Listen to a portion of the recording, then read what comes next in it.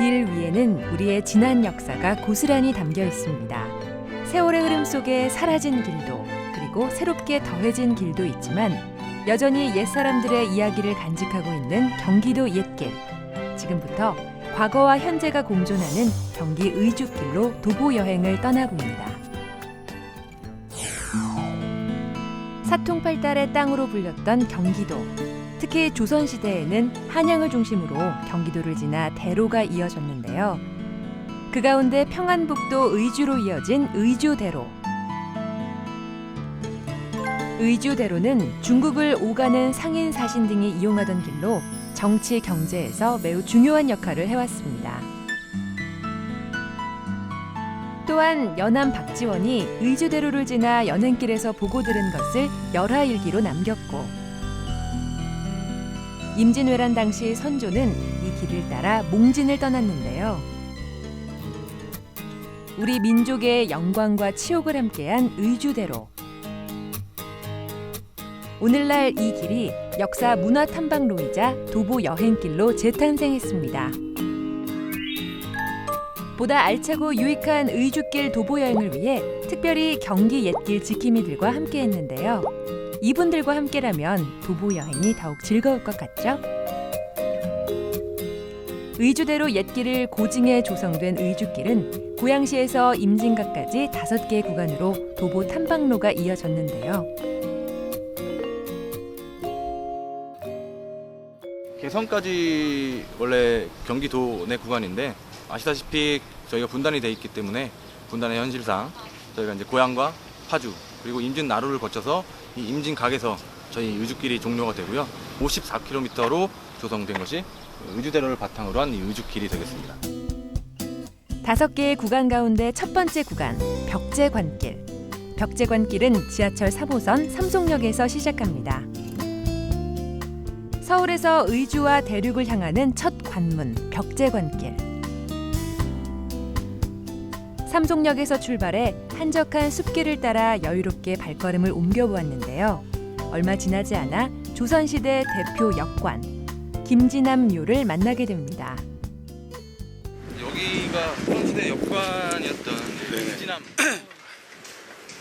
묘역이에요. 백두산 정계비를 이제 세웠던 분이죠. 네, 그러니까 김진암 같은 경우는 이제 훌륭한 역관이기도 했지만 이제 조선에서 청나라의 이제 국경 문제가 발생했을 때 그 국경 문제를 해결하는 사람으로도 되게 유명한데요.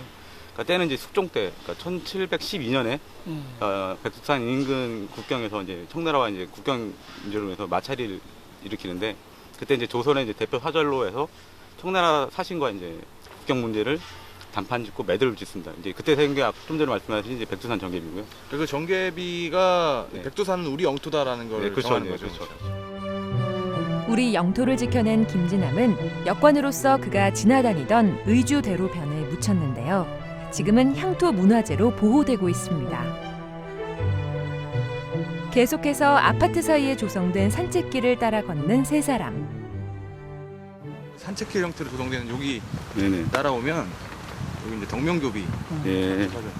근데 저희가 의주길 처음 조성할 때는 아파트가 없었어요. 그래서 이 길이 이런 형태가 아니었는데 그나마 아파트가 이 길을 잘 보존하면서 좀 조성을 해가지고 잘 남아 있어요. 그리고 아파트 산책로에는 커다란 비석, 덕명교비가 세워져 있는데요. 의주대로를 지나기 위해 반드시 건너야 했던 공릉천. 과거 많은 사람들이 힘을 합쳐 공릉천에 덕명교를 세웠는데요. 지금은 비록 덕명교는 남아있지 않지만 당시 참여했던 백성들의 이름이 새겨진 덕명교비만이 그때 함께했던 사람들의 따스한 마음을 전하고 있습니다. 계속해서 벽제관길의 여정을 이어가는데요. 벽제관길은 외교, 무역이 이루어지는 길인 만큼 중국에서 온 사신들도 반드시 이 길을 걸어야 했습니다. 그래서일까요? 이곳에는 중국 사신의 숙박시설이었던 벽제관 터가 남아있는데요. 원래가 이제 여기가 위치가 아니었고 여기서 지금 서삼릉, 그러니까 원당로 쪽에 있다가 이제 이쪽으로 옮겨지게 되는데 그 이유는 이제 이쪽에 인조의 그 어머니 이제 장경화가 능이 들어서면서 고향 관아가 이쪽에 다시 들어오게 섭니다. 1544년에. 그러면서 이제 벽제관도 그쪽에 있다가 이쪽으로 다시 옮겨지게 됩니다. 하지만 벽제관은 일제강점기에 일본인들에 의해 일부 헐렸고 한국전쟁으로 불타버려 현재는 이렇게 그 터만 남아 있습니다. 그리고 벽제관지는 제2길, 고향 관청길의 시작이기도 한데요. 고향 관아가 있던 그 고향의 중심지를 통과하는 길이 되겠습니다. 원래 해음령을 넘었던 원형길을 대체해서 이 관청령을 넘어갈 수 있는 길로 저희가 도보턴방로로 조성한 길이 바로 이 두 번째 고향 관청길 되겠습니다. 고향 관청길은 고향의 옛 관아자리인 고운마을과 고향과 파주를 잇는 관청고개를 지나는 길인데요. 벽제관지 근방에서 고향 지역 유교 문화의 중심인 고향 향교를 만날 수 있습니다. 그리고 고향 관청길은 고향 향교 뒷숲길로 이어지는데요. 나무가 우거진 숲길은 무더위를 잠시 식혀주고 지친 심신을 위로해줍니다. 도심 속 산책로는 물론 푸르른 숲길까지 이렇듯 다양한 매력을 뽐내는 의주길은 도보 여행에 재미를 더해주는데요.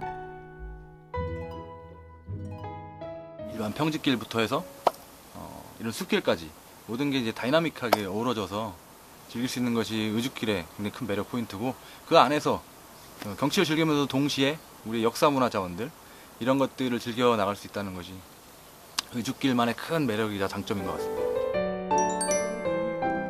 정자에 앉아 시원하게 펼쳐진 전경을 마주하며 잠시 달콤한 휴식을 취한 후 제5길 임진나룻길로 이동합니다. 한적한 농촌마을로 이어진 길을 따라 걷다 보면 드넓게 펼쳐진 아름다운 들녘을 만날 수 있는데요. 깊어가는 농촌의 여름은 싱그러운 초록 물결을 더해갑니다. 자연이 주는 매력에 흠뻑 빠져 길을 걷다 보면 나지막한 구릉 위에 세워진 정자, 화석정을 만나게 되는데요. 화석정은 조선의 대학자였던 율곡 이이가 유년 시절과 여생을 보냈던 곳입니다. 임진왜란 때 이 화석정이 소실이 됐고, 그 후에 이제 80년 정도 공터로 남아 있다가 이 증손인 사람이 이제 화석정을 다시 복귀를 했고요. 그 후에 이제 6.25 때 다시 소실이 됩니다. 그래서 이제 1960년대 중반, 1966년에 이제 다시 화석정이 복원이 됩니다. 임진강을 굽어보는 언덕에 자리 잡은 화석정. 화석정 근방에는 임진나루터가 있는데요. 임진나루는 임진강의 대표적인 나루로 한양에서 의주로 가는 의주대로의 주요 길목이었습니다. 하지만 지금은 철조망으로 가로막혀 더는 나아갈 수 없는데요. 수많은 강 가운데 유일하게 남북에 걸쳐 흐르는 임진강은 역사를 품고 굽이굽이 흐르고 있지만 의주길은 북으로 길을 이을 수 없기에 임진각으로 방향을 틀어 제5길 임진나룻길을 마감하고 있습니다.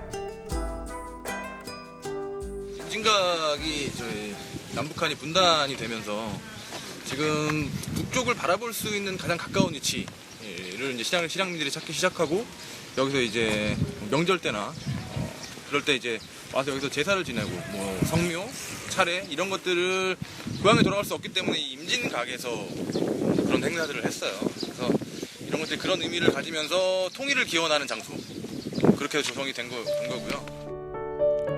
6.25의 아픈 상처가 남아있는 군사 분계선에서 불과 7km 떨어진 임진각은 남북 대립의 긴장이 흐르는 분단의 상징이자 냉전시대의 잔상이었는데요. 하지만 지금은 복합 문화 공간으로 변모, 많은 사람들이 즐겨 찾는 관광 명소가 되었습니다. 의주길의 마지막 지점, 임진각에서 앞으로 더 멀리 뻗어나갈 의주길의 미래를 그려보는데요. 뭐 북한으로 짧은 시일 내에 갈 수는 없겠지만 뭐 개성까지라도 연결시켜서 좀 걸어가 봤으면 하는 그런 바람이 있습니다. 역사가 있고 그다음에 의미 있는 의주길을 많은 시민들께서 사랑해 주시고 관심을 가져주셔서 저희와 함께 같이 걸어주셨으면 좋겠습니다. 중국과 조선을 잇는 옛길을 바탕으로 조성된 의주길. 의주길은 아름다운 풍경은 물론 옛 이야기를 간직하고 있는데요. 의주길을 걸으며 역사와 문화 그리고 자연의 정취를 느껴보는 건 어떨까요?